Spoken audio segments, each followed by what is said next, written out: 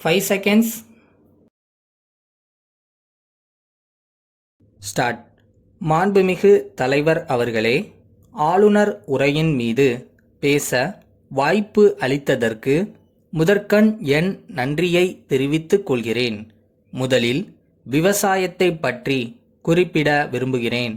இந்த நேரத்தில் விவசாய ஆய்வு ஒன்று மாநிலம் முழுவதும் நடத்தப்பட வேண்டும் என்று நான் கருதுகிறேன்.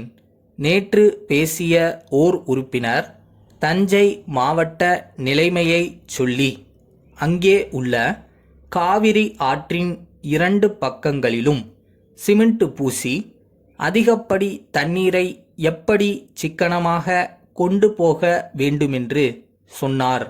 ஒவ்வொரு மாவட்டத்திலும் விவசாய முறையில் அவரவர் அனுபவத்திற்கு ஏற்ப பல கருத்துக்களை சொல்கிறார்கள். எனவே எந்த பகுதியில் எந்த பயிர் செய்தால் விவசாயம் பயன் அளிக்கும் என்பதை ஆய்வு செய்து எந்தெந்த பகுதியில் எது சிறந்தது என்பதை தாலுகா வாரியாக அறிவிக்க வேண்டுமென்று கேட்டுக்கொள்கிறேன். அடுத்தபடியாக ஆளுநர் உரையில் தொழில் வளர்ச்சி பற்றி குறிப்பிட்டு இருக்கிறார்கள். சேலம் உருக்காலை செயல்பட தொடங்குகிறது. கோவையில் மூடப்பட்ட மில்கள் திறக்கப்பட்டிருக்கின்றன. ஒவ்வொரு பகுதியிலும் தொழில் வளம் பெருகி வருகிறது என்பதை நான் சுட்டிக்காட்ட விரும்புகிறேன். தொழில் வளர்ச்சிக்காக சிறு தொழில் வாரியம் அமைத்திருக்கிறோம். தொழில் கைத்தொழில் திட்டங்களை உருவாக்க தொழில் அபிவிருத்தி வாரியம் அமைத்திருக்கிறோம். அதோடு தொழில் நுணுக்க வல்லுநர்கள் கொண்ட குழுவை உருவாக்கி அவர்கள் தொழிலை ஆரம்பிக்க ஆலோசனை கூறி வருகிறார்கள் என்பது இங்கே குறிப்பிடத்தக்கது. இதை அரசு இன்னும் விரைவுபடுத்தி நம் மாநிலம் முழுவதும் தொழில் மயமாக்க நடவடிக்கை எடுத்து கொண்டிருப்பதை நாம் மேலும் பாராட்டி ஊக்கப்படுத்தும்படி கேட்டுக்கொள்கிறேன். குறிப்பாக விவசாயிகள் வாழும் பகுதியில் கிராம தொழிலை அதிகப்படுத்தி விவசாய வேலை இல்லாத நேரத்தில் ஏறக்குறைய 7 மாதங்களுக்கு சிறு சிறு குடிசை தொழில் மாதிரி வீட்டிலேயே தொழில் செய்து சிறு சிறு கருவிகளை ஒட்டுமொத்தமாக ஒரு பகுதியில் சேர்த்து பெரிய கருவிகளாக மாற்றும் தொழிற்சாலைகளை நாம் அமைக்க வேண்டுமென்று கேட்டுக்கொள்கிறேன். அடுத்து குடிசை மாற்று வாரியம் அமைக்கப்பட்டு அதன் மூலம் தமிழக தலைநகரில் இருக்கும் குடிசைகள் மாற்றி அமைக்கப்படுவது போல மற்ற மாவட்டங்களிலும் விரைவில் இத்திட்டம் செயல்படுத்தப்படும் என்று ஆளுநர் உரையில் குறிப்பிடப்பட்டிருக்கிறது.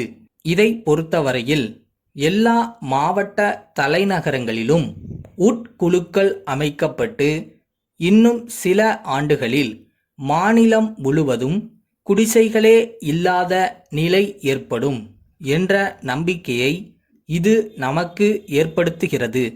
அதற்கு என் மகிழ்ச்சியை தெரிவித்துக் கொள்கிறேன். இறுதியாக மாநில திட்டக்குழு அமைப்பு பற்றி ஆளுநர் உரையில் குறிப்பிடப்பட்டிருக்கிறது.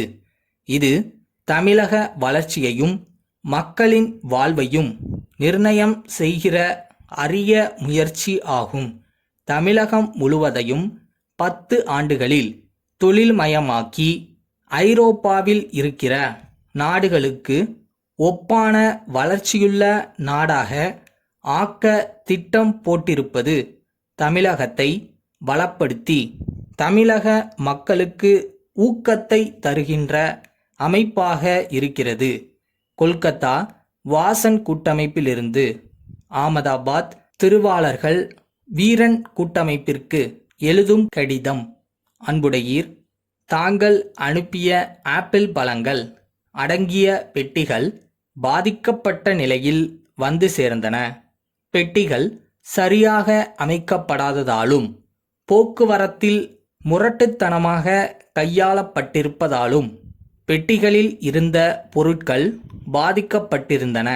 எனவே எல்லா பொருட்களையும் உடனே விற்பதற்கு ஏற்பாடு செய்ய வேண்டியிருந்தது.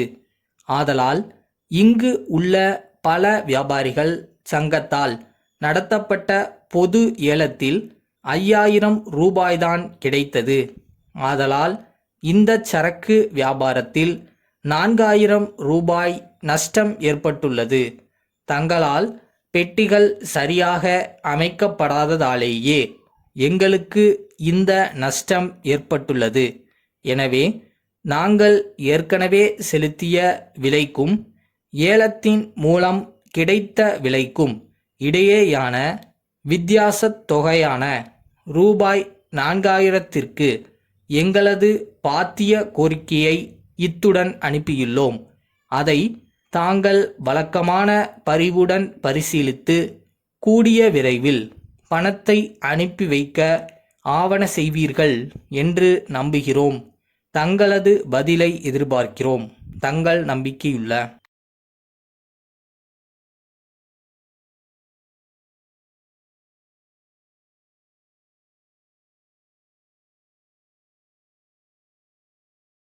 உங்களுக்கானது உங்ககிட்ட வரும். அதை யாரும் எடுத்துக்க முடியாது. ஸோ உங்களை நீங்கள் நம்புங்க. உங்களால் எவ்வளோ முடியுமோ அவ்வளோ எஃபோர்ட் போடுங்க.